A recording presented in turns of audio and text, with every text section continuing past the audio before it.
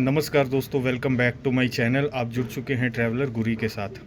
दोस्तों, अगर आप ट्रेन से ट्रैवल करते हैं तो ये जो वीडियो है, ये जो न्यूज़ है, ये आपके लिए बहुत ही एक ज़रूरी न्यूज़ है।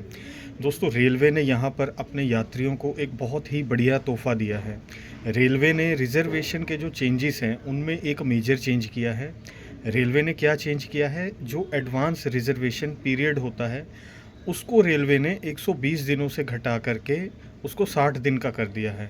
अब एडवांस रिज़र्वेशन पीरियड क्या होता है, एक सरल भाषा में समझते हैं। जैसा कि हम सभी जानते हैं, जब हम टिकट बुक करते हैं रिज़र्वेशन करवाने के लिए, चाहे हम थर्ड एसी की बुकिंग कर रहे हैं, चाहे हम स्लीपर की बुकिंग कर रहे हैं, नॉन एसी की, सेकंड एसी, जो भी, उसमें जो बुकिंग विंडो है 120 दिन पहले खुल जाती है। उस विंडो को 120 दिनों से घटा करके 60 दिन का कर दिया गया है।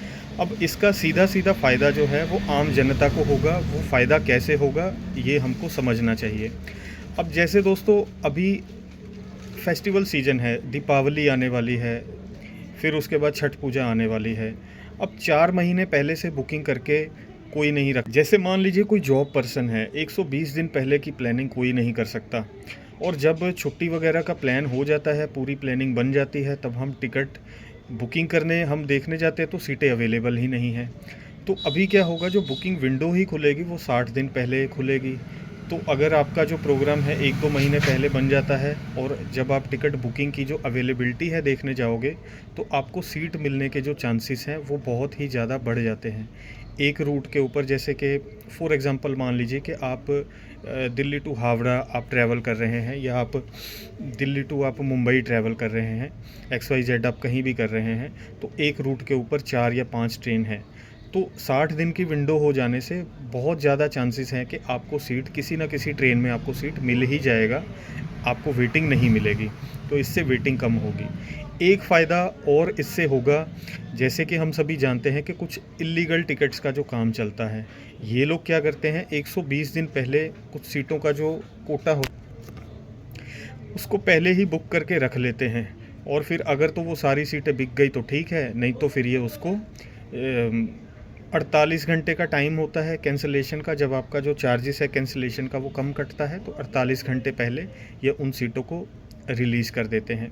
वो सीट भी जिनका RAC है या वेटिंग है उसमें हो जाता है, नो डाउट। लेकिन फिर भी कहीं ना कहीं जो जेन्युइन पैसेंजर है, जो सही तरीके से बुकिंग करने वाला है, वो बेचारा बिना सीट के ही ट्रैवल करने के लिए मजबूर हो जाता है। अभी 60 दिनों की विंडो हो जाने से इनका भी जो काम है ना, उसमें होच पोच होगा इनको, क्योंकि 60 दिन पहले टिकटें बुकिंग करके रखना है। फिर उनके पास कस्टमर आए ना आए, मैं ये तो नहीं कह सकता कि इलीगल टिकट्स का जो काम है वो बिल्कुल पूरे तरीके से बंद हो जाएगा, लेकिन हाँ, फिर भी कहीं ना कहीं उनको भी इससे कहीं ना कहीं इफ़ेक्ट तो पड़ेगा ही पड़ेगा।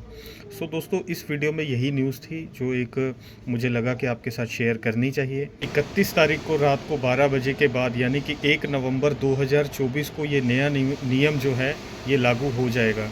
अभी अगर आप बुकिंग के लिए चेक करोगे, आपको वही 120 दिन का ही टाइम दिखाएगा, लेकिन जैसे ही आप 1 नवंबर के बाद आप बुकिंग के लिए चेक करोगे तो ये घट करके 60 दिन हो जाएगा। एक चीज़ और क्लैरिफाई करना चाहूँगा, रेलवे ने यहाँ पर ये भी क्लैरिफाई किया है, जैसे कि कुछ ट्रेनों का ऑलरेडी जो ARP है, यानी कि एडवांस रिजर्वेशन जो पीरियड है, वो ऑलरेडी कम है। जैसे कुछ ट्रेनों में 15 दिन का होता है, कुछ ट्रेन्स में 30 दिनों का होता है।